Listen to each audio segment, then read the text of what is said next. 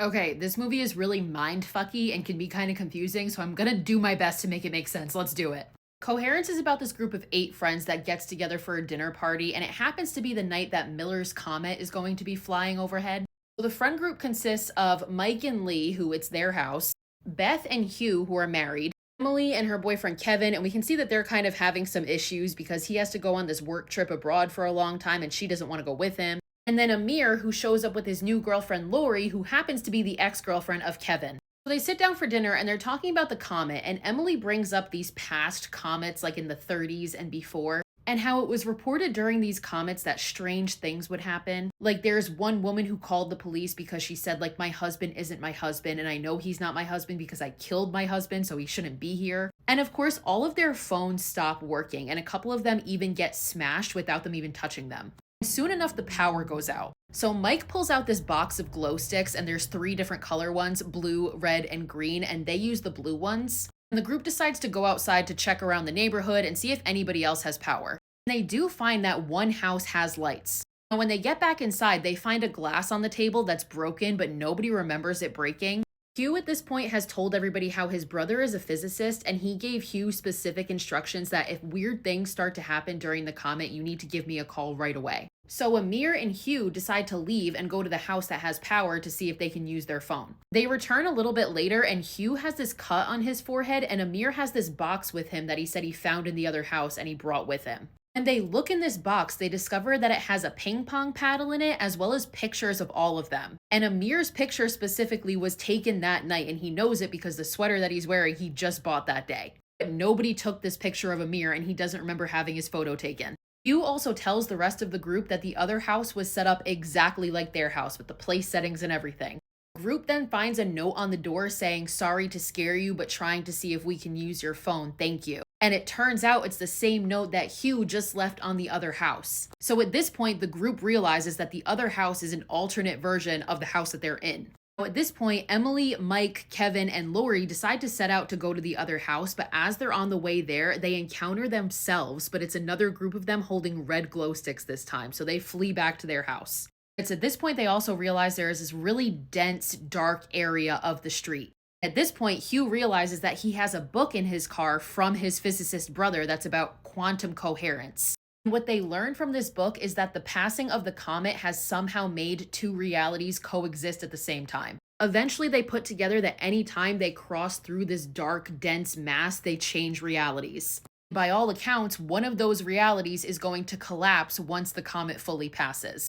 At this point, Mike is like, well, if there's 2 realities and one of us is going to die, I'm going to go to the other house and kill the other me first. Everybody else is like, that's insane behavior, brother. What the fuck are you talking about?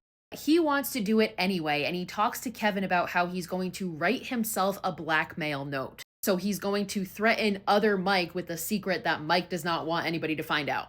And he's going to do that so that he can get the other group's science book so they can't discover that there's multiple realities and one of them is going to collapse.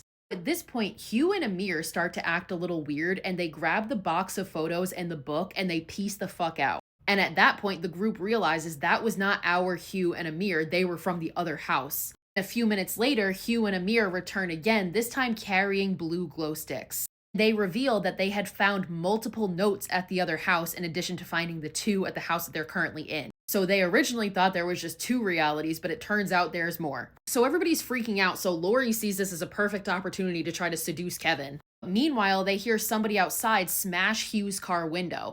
So they all go outside, and while they're there, Emily goes to her car and grabs this ring that Kevin had given her. She starts to talk to Kevin, but the way that he's responding to her, he doesn't understand what she's saying, which makes her realize that he is not from this reality, he's from one of the other ones. At this point, they don't know who's from where, so they decide to make their own box. So they take pictures of themselves and they randomly roll this die to determine what number is going to be assigned to each one of them. They also decide to include a randomly chosen object in the box so they know that which one is their realities. So this is exactly why earlier we had that box with the numbered pictures and the ping pong paddle, because the other group had thought to do it first. Emily starts to compare their numbers with what numbers they found from the original box. She realizes that all 8 of them are from different realities. So Lee and Beth are the only ones that are from the original house because they never left. Hugh and Amir are from a different house because they were the first ones to leave. Emily, Kevin, and Lori are from another house, and then Mike is from a fourth house completely separate from everybody else. Again, they find this out through asking what was your number and also what was that mystery object inside your box. So as they're all panicking about this, a note is slipped under the door. And it turns out that it's that blackmail note that Mike had talked about earlier, and what it reveals is that he slept with Beth. Hugh, Beth's husband, was unaware of this, so now a fight breaks out. This doesn't last long because all of a sudden, another Mike breaks into the house and attacks Mike. So in the chaos, Emily, for some reason, is like, all right, I'm gonna head out. I've had enough. And she wanders out into the street where she looks into several different houses and sees several different situations, but all of the 8 of them. And in one of the houses that she looks into, it seems that they are completely unaware of what's happening. They're just sitting down for a normal dinner party. So she decides that that's the one that she's going to target, and she smashes Hugh's car window outside to lure all of them out there. And then she proceeds to attack herself. She now goes inside and takes this other Emily's place. This doesn't last for long though, because other Emily is not dead and she crawls into the bathroom. So Emily follows her in and just beats her with the top of a toilet. She then goes back to all of her friends in the living room and passes out.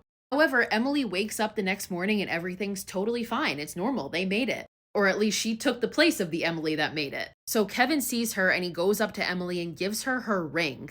Which Emily looks at the ring that she's already wearing, which is exactly the same as this one. And then Kevin's phone starts to ring.